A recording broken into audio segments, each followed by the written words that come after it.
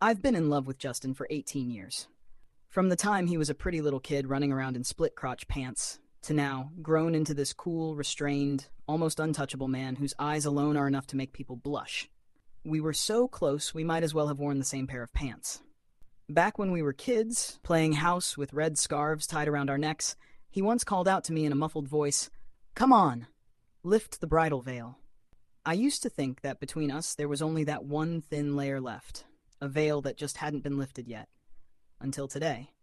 After I made a wish, I want to know exactly how much Justin likes me, I looked up and saw a glaring number appear above his head. 30. 30? If the full score is 100, then my blazing 18-year devotion is only worth a failing grade to him. After a brief wave of disappointment, excitement quickly rushed in. Because with this number, wasn't I basically handed an exclusive strategy guide to conquering Justin? What difference is there between this and peeling that ice-cold childhood sweetheart bare, laying him right in front of me, and carefully studying exactly where to poke him to earn more points? No point hesitating. Once I decided to act, I acted. Justin was sitting on my couch, flipping through a professional textbook, his whole posture screaming, "Do not approach." I took a deep breath and leaned over, sitting down right next to him. His body stiffened, so slightly it was almost imperceptible. He didn't move away, but he didn't look at me either. The number above his head was still sitting there, steady as ever. 30. So mere physical proximity was useless. My gaze drifted to the water cup beside his hand. Heart hardened, I reached for it. "Let me have a sip." The moment my fingers brushed the cup, his long fingers pressed down on the rim. "Pour your own." His voice was completely flat. "Shh. Stingy." I pulled my hand back awkwardly, sneaking another glance at the glaring 30 above his head. Wow. His guard is seriously up. Looks like I'll need something stronger. I pretended to stand, then accidentally stumbled. My whole body fell toward him. Smack. My palm slammed against the back of the sofa beside him, trapping him halfway in an awkward half-embrace. Too close. Close enough to see his fine lashes clearly. Close enough to catch the sharp contraction of his pupils. Careful. Justin's expression didn't change, but his eyes locked straight onto mine. Meanwhile, my heart was pounding wildly as I stared at the number above his head. That cursed number. It finally moved. But instead of going up, it started glitching like crazy, flickering back and forth between 30, 25, 30, 25. In the end, as if it had exhausted all its strength, it trembled and settled on 28. My getting closer to him actually made him lose points. Excellent work. Congratulations to player Mason for earning the glorious achievement -2 through relentless effort. Truly worth celebrating. I delivered the sarcastic announcement in my head while awkwardly scrambling off Justin. Sorry, my bad. I slipped. Justin didn't say a word. He simply went back to his stupid book. Only the faint redness creeping up his ears and the way his lips were pressed tightly together betrayed even the slightest hint of emotion. That hateful 28 above his head stabbed at my eyes. I collapsed onto the other end of the sofa, plunging into deep self-doubt. Did I misunderstand this thing? What if it isn't an instant affection meter at all, but Justin's tolerance level toward me? Then wasn't I basically testing the limits of death just now? While I was spiraling in my thoughts, Justin suddenly closed his book and stood up. "I'm leaving." His voice was as flat as ever, no emotion, no warmth. He's leaving already? Did he find even one more second with me unbearable? I watched his lean, straight back as he walked toward the door. My chest felt sour, like someone had shaken a bottle of lemon soda inside it, bubbles bursting everywhere. And then, just as he grabbed the doorknob, his back still to me, I watched helplessly as the number above his head dropped from 28 to 15. 13 points. Gone in one breath. Was it because he'd finally had enough of me? Because he was relieved to escape, so his affection plummeted straight off a cliff? A surge of bitterness mixed with reckless nothing-left-to-lose courage rushed to my head. "Justin!" I blurted out. He turned around, his face still unreadable. But courage is a fleeting thing. Under his silent gaze, my desperate resolve leaked away in seconds, leaving nothing but hollow panic. "It's nothing." My voice grew softer and softer. "I just wanted to call you." I don't even know if he heard me. Justin didn't respond. He only looked at me with a complicated expression, as if he wanted to say something. In the end, he merely let out a sigh so quiet it was almost inaudible. Then he turned around and closed the door. Click. The soft sound of the lock felt like a verdict. a declaration of my complete defeat in this round of the affection capture campaign. Like a deflated balloon, I slumped back onto the sofa, burying my burning face into the cushion. Mason, you're such a coward. I refused to give up. Staring at the number above Justin's head, I officially launched my affection capture plan. Isn't it said that if you want to win a man's heart, you should first win his stomach? I transformed into a diligent little home chef, loving breakfasts, loving lunches, loving dinners. Not a single meal missed. I fed Justin on schedule, day after day. With dark circles under my eyes, I stuffed a box of steaming mushroom and pork dumplings into his hands, never once taking my eyes off the number above his head. 15. All right, not a single point gained. But hey, it didn't drop either. Come on, Mason. Holding steady is victory. At noon, I squeezed in beside Justin with a carefully plated omelet rice. On top, I'd drawn a crooked little heart in ketchup. Justin silently glanced at the heart, then closed the lid. The number above his head mercilessly dropped to 12. Fine. You're good-looking, so you're right. Swallowing my disappointment, I used the excuse of retrieving the thermal lunchbox in the afternoon to barge into his place once again. Justin wasn't home. The apartment was quiet. That familiar lunchbox sat alone on the coffee table, looking strangely lonely. I let out a sigh, the faint flicker of hope in my chest nearly extinguished. I stepped forward, reaching out to take it home and wash it. Huh? The weight in my hand was clearly off. Too light. I instinctively lifted the lid. It was empty. Spotless. Not a single grain of rice, not a smear of ketchup left behind. I stood there holding the lunchbox, so clean it practically reflected light, completely frozen. He ate it? Didn't Justin barely even look at it? Hadn't the number above his head dropped all the way to 12? Then what was this?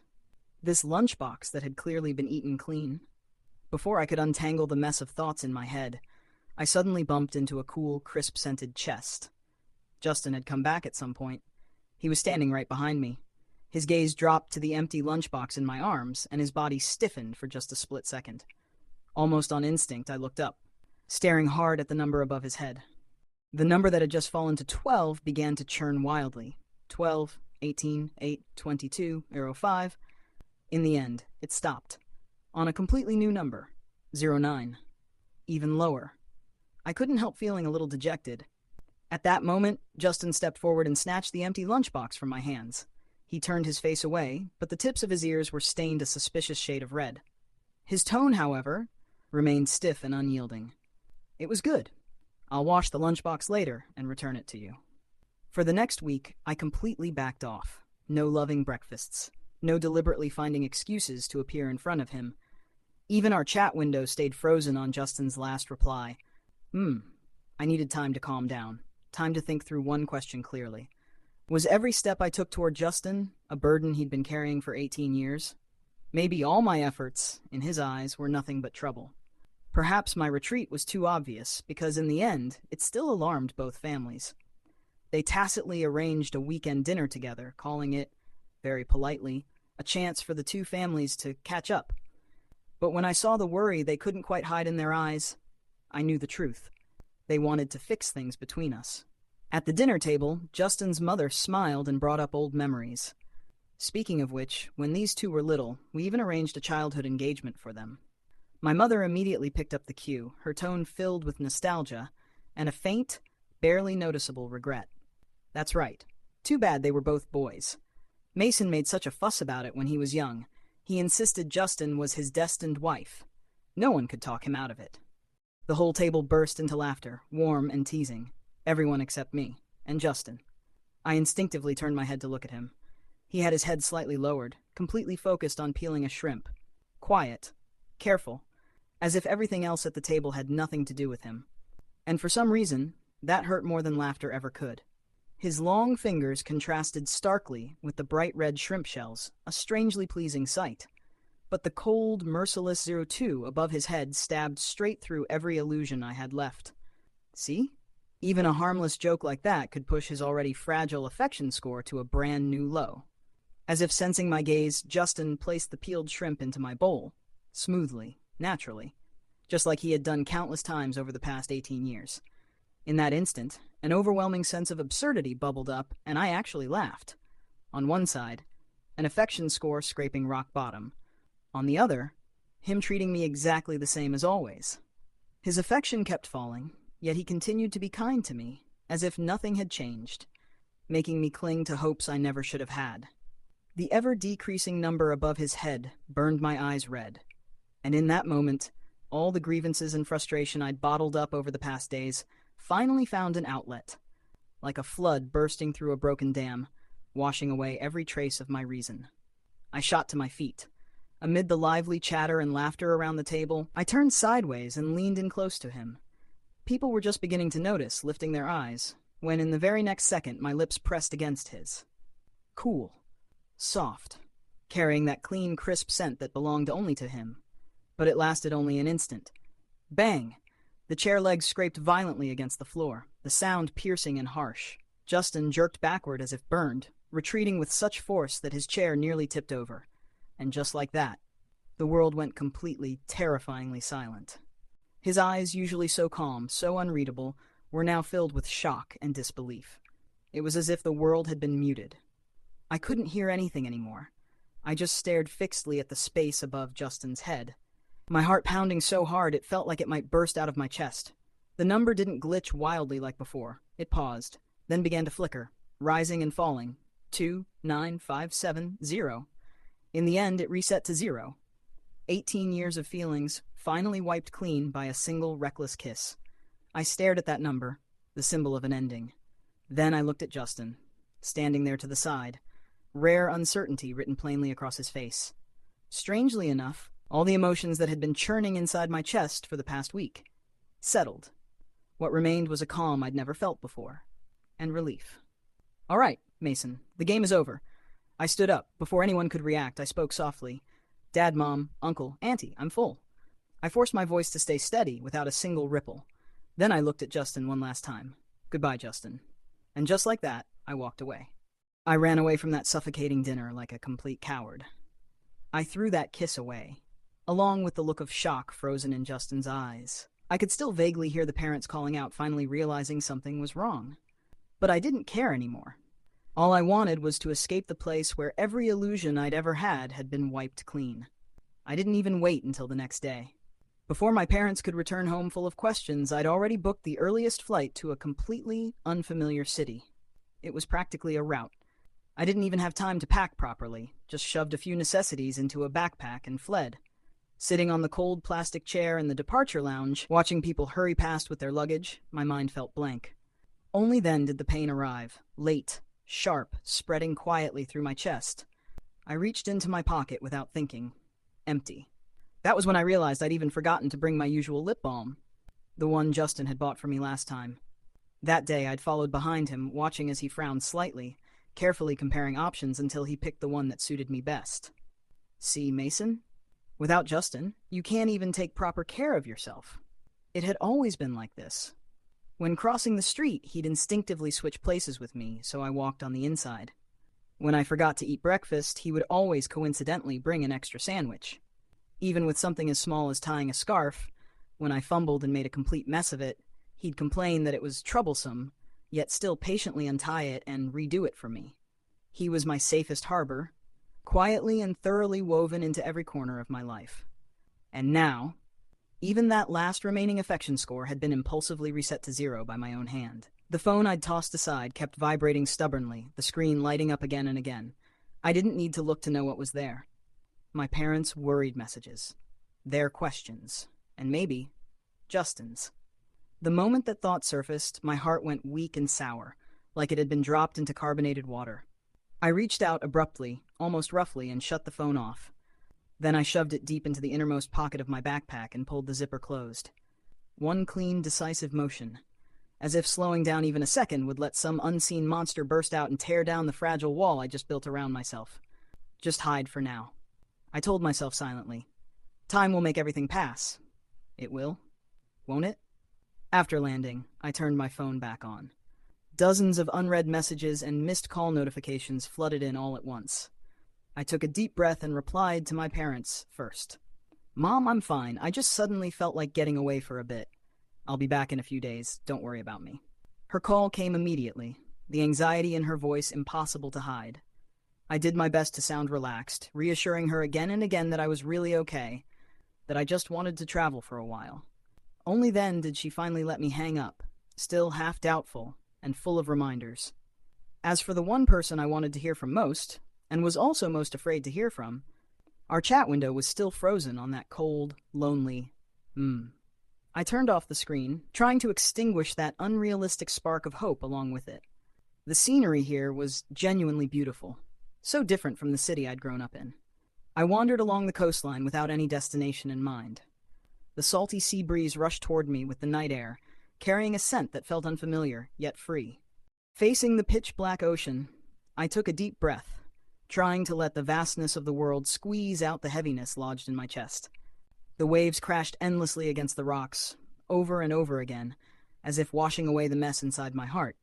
Just as I was about to be persuaded by this lonely kind of peace, my phone vibrated. The sudden buzz snapped me out of my thoughts. It was Justin. "When are you coming back?" There was a brief pause. Then another message followed immediately. "I'm coming to find you." "I'm coming to find you." Those 4 words shattered the fragile defenses I'd just built around my heart. Shouldn't he feel relieved? After a kiss that reset everything to 0, shouldn't he be grateful that I, the walking bundle of trouble, had finally had the sense to leave on my own? Thoughts spiraled wildly, and almost on instinct, my fingers tapped out 2 words on the screen. No need. As if adding even one more word would expose how close I was to falling apart. The moment the message sent, it felt like I'd been burned. I quickly switched my phone to silent and shoved it back into my pocket. So fast it was as though slowing down even a second would let Justin crawl out of the screen and drag me back. "See, Mason, you're always running away." From the dinner I ruined. From the city where I'd lived my whole life. And now, even from Justin's simplest question, I didn't have the strength to face it. I stood by the sea for a long time, long enough for my legs to grow numb. Only very late did I finally follow my shadow under the streetlights back to the small seaside guest house. And that night, the sound of the waves followed me all the way into my dreams. "Drinking alone to drown your sorrows?" Justin's voice sounded behind me, carrying a faint trace of breathlessness, like he'd just rushed over. I spun around. Justin was standing there. Under the bar's dim yellow lights, I could clearly see the fine beads of sweat on his forehead. His simple white shirt had 2 buttons undone. He really had chased me all the way here. And above his head, that glaring number was still there. 0. A man who'd crossed hundreds of miles to find me, yet whose affection score had permanently dropped to 0. Why was he here? My mind went completely blank. Every thought stalled at once. I didn't know how Justin had found this place. Maybe he'd gone from one guest house to another, tracking me down bit by bit. Because now, his whole body carried the unmistakable weariness of travel.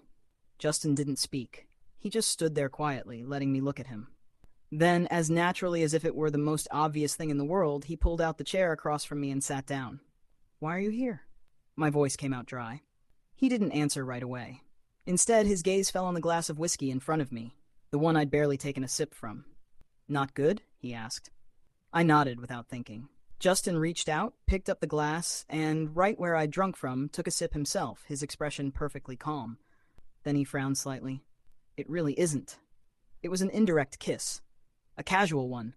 The realization made heat surge through my body, my blood rushing straight to my head. Justin, how could he do something so intimate when his affection score was 0? "Justin!" I blurted it out, cutting through the strange atmosphere almost immediately. "What are you trying to do? That 0 above your head, I can see it clearly. You obviously don't like me, so why are you pretending to care?" The rest of the words lodged in my throat, stuck there, unable to come out, impossible to swallow back down. Justin set the glass aside. This time, his gaze met mine directly without avoiding it at all. "Mason," he said softly. But every word reached me with absolute clarity. "I've never not liked you." It was as if he'd heard the question buried deep in my heart. "As for that 0 you keep talking about, I don't know what it is. But if you're asking about how much I like you," he paused, then continued calmly, "from the moment I understood what liking someone meant, it's been 100. Full marks." Justin's words crashed into my already unsteady heart like a massive stone. If the number above his head wasn't his affection toward me, then what was it? A wave of overwhelming confusion swept over me. Silence spread between us. The noise around us faded away, as if the entire world had been muted. leaving only Justin and me behind. All I could hear was that earth-shattering confession echoing in my ears. And then, Justin did something even more unexpected. He leaned forward and placed his warm palm directly over the hand I'd left resting on the table, clasping it firmly in his own. "Come with me." My mind went completely blank. Every last trace of reasoning and resistance crumbled under the weight of that full-score affection he'd spoken of. I could only stand up stiffly, letting Justin take my hand and lead me, past the curious, probing gazes, straight out of the bar, and into the waiting night. Justin held my hand as we walked in silence along the coastal path. Under the dim yellow streetlights, I watched our shadows stretch and shrink with each step, just like when I'd walked back to the guest house alone earlier. Only this time, Justin was beside me. He finally stopped behind a massive rock formation that blocked the wind. Far from the noise of the crowds, only the sound of the waves remained, amplified endlessly in the still night, just like the pounding of my own heart. Bathed in the soft night light, Justin let go of my hand and turned to face me. Those eyes, made impossibly deep by the moonlight, were fixed on me, unblinking. "Now," he said quietly, "can you tell me what it is you've been seeing?" At that moment, all my attempts to run away lost their meaning. Any resistance I had left crumbled completely in front of him. I took a deep breath and glanced vaguely toward the space above his head, my voice trembling slightly. "I made a wish," I said. "I asked the heavens how much you liked me." I shrugged and let out a self-mocking laugh. And then it appeared. At first, it was 30, and after that, every time I got closer to you, it would drop. Justin picked up right where I left off. "So by the day you kissed me," he said calmly, "it hit 0, right?" I nodded, my voice growing quieter. The long-suppressed grievances washed over me again. "Justin, if that wasn't your affection toward me, then what was it? What did that 0 even mean?" Under the moonlight, Justin's face was as strikingly handsome as ever. But now, as he stared straight at me, there was an emotion in his eyes I couldn't put into words. At last, he lifted his hand as if he wanted to touch my face, then stopped halfway. "Mason," he said, his voice rough, "that wasn't an affection score." Justin denied it again. After a brief pause, he studied me carefully, word by word, explaining with deliberate clarity. "That wasn't an affection score. It was a countdown." My eyes widened instantly. Even my breathing seemed to stop. "A confession countdown?" So that initial 30 meant he was planning to confess to me in 30 days? And every time I got closer to him, the number dropping wasn't because he disliked me, but because my closeness made him move his confession forward? And that 0, the number that made me finally believe he didn't like me, meant that the moment I kissed him, he could no longer hold back and decided to confess immediately. The shock rooted me to the spot. My mind nearly shut down, unable to process the flood of information crashing over me. And Justin, it was as if he'd finally broken through his last restraint. He stepped closer, shrinking the distance between us. "Now," he said softly, lowering his head, "it's reached 0. So, Mason, I don't want to hold back anymore." Almost the instant the words left his mouth, his lips found mine with unerring precision. Our breaths tangled, turning warm and close, until even the sound of the waves faded into a blur. Unlike my earlier kiss, reckless, impulsive, driven by emotion, this one was gentle, yet impossible to resist, carrying all the love Justin had been holding onto for so long. It swept over every one of my senses, overwhelming and consuming. The world blurred and fell away, leaving only the clear presence of him, his breath, and the undeniable warmth between our lips. Under the witness of the moon, the number above Justin's head was no longer clear. I didn't push him away. I simply closed my eyes, reached out, and held him tightly. The man I'd loved in secret for 18 years, who had been loving me just as sincerely all along. When I finally opened my eyes, what I saw was Justin's gaze, filled to the brim with devotion, and the number above his head was gone. On the way back, even the sea breeze felt unusually gentle. I let Justin hold my hand, the warmth seeping from his fingers so real it almost made me want to cry. "So, when did you start liking me?" The question had been circling in my head ever since Justin confessed. His steps slowed slightly, and he turned to look at me. "I don't really remember." Before I could pretend to be offended, he immediately added, "Maybe it was back in kindergarten, when you secretly stuffed your afternoon snack into my backpack. Or maybe it was when we were playing house, and you lifted the bridal veil." Justin paused, a clear smile glinting in his eyes. By the time I finally understood what that feeling meant, the feeling of wanting to smile whenever I saw you and feeling restless whenever I didn't, I'd already liked you for a long time. Then why were you still so cold to me? I muttered softly, effortlessly dredging up old grievances. I still couldn't quite let go of Justin's past aloofness. Back when he could have said a few more words to me, he always brushed me off with just, Oh. Justin fell silent.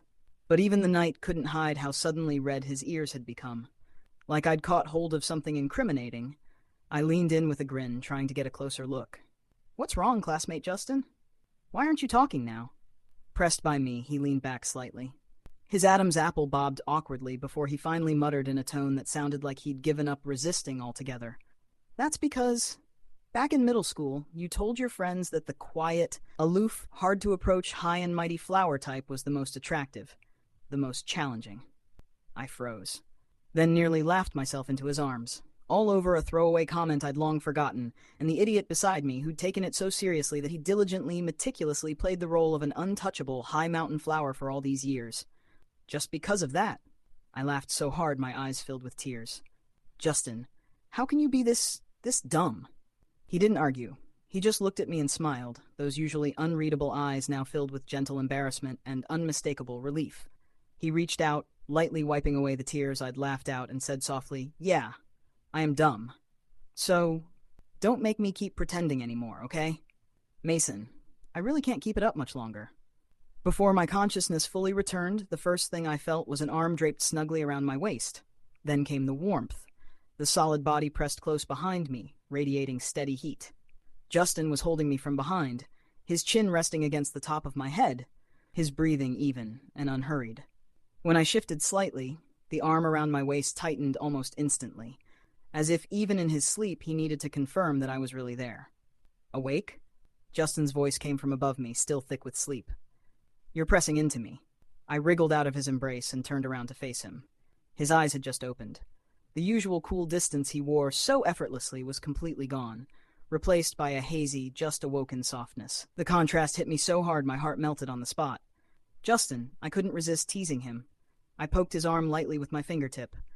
"Your whole untouchable Ice Prince persona has totally collapsed." He froze for a second. Then the tips of his ears flushed red at a speed visible to the naked eye. Still, the arm around me didn't loosen. If anything, he held me more firmly as he muttered a low, stubborn rebuttal. "There's no Ice Prince." Justin lowered his gaze, resting his chin in the hollow of my neck. His voice came out muffled. "I'm your boyfriend now. If I want to hold you, I will." After all that tossing around, the two of us, along with my freshly minted boyfriend, finally got out of bed and prepared to head home. That was when I suddenly remembered the scene I'd caused at the family dinner. "Justin," I asked hesitantly, "how are you planning to explain what happened at that dinner to our parents?" That impulsive kiss, right in front of both families.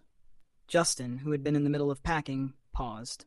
He turned around, took in my nervous expression, and his whole demeanor softened instantly. Instead of answering directly, he reached out and patiently pried open the fingers that were gripping the hem of his clothes.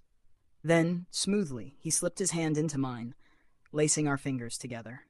"Explain what?" he asked. His tone was so calm it was as if we were just discussing what to eat for breakfast.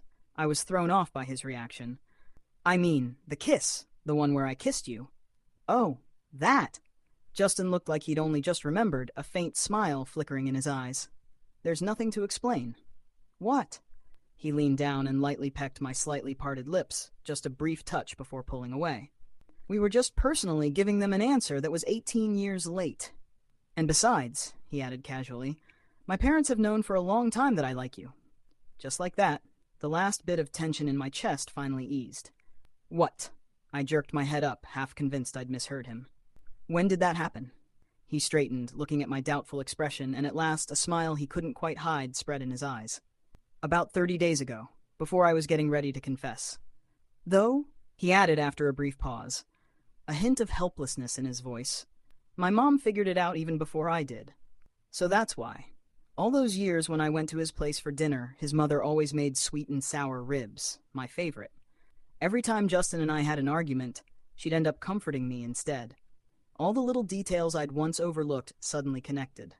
It turned out that without my knowing, his love had already been noticed by the people who loved him most, and then, through that love, quietly passed on to me. Heat welled up behind my eyes. I couldn't tell if it was gratitude or frustration at my own slowness. Then, After the dinner that night, my voice caught slightly. I ran off. Did they say anything to you? Justin cupped my face, gently wiping away the tears gathering at the corners of my eyes with his thumb. The tenderness of the gesture was almost unfair. They did. My mom scolded me pretty hard. Huh? Justin paused, then mimicked his mother's tone perfectly. Look at you, pretending to be all cool, acting so reserved. You scared him off, didn't you? Why aren't you chasing after him already? And she even sent me the address of your guest house, he added, telling me to bring you home safe and sound. I froze for a second. Then I couldn't hold it in anymore. I burst out laughing. I kept laughing, but the tears only fell harder. All the anxiety and unease I'd carried for so long were washed away in this moment by the love that had quietly surrounded us all along. It turned out that what I thought was a one-sided crush was simply a misunderstanding born of missing information, a mutual love that both families had silently blessed for years. Justin gently pulled me into his arms. There was still a smile in his voice when he spoke. So don't be afraid. We're not going back to explain anything. We're going back to fulfill an engagement that's been 18 years overdue. Justin's secret crush diary, X year, X month.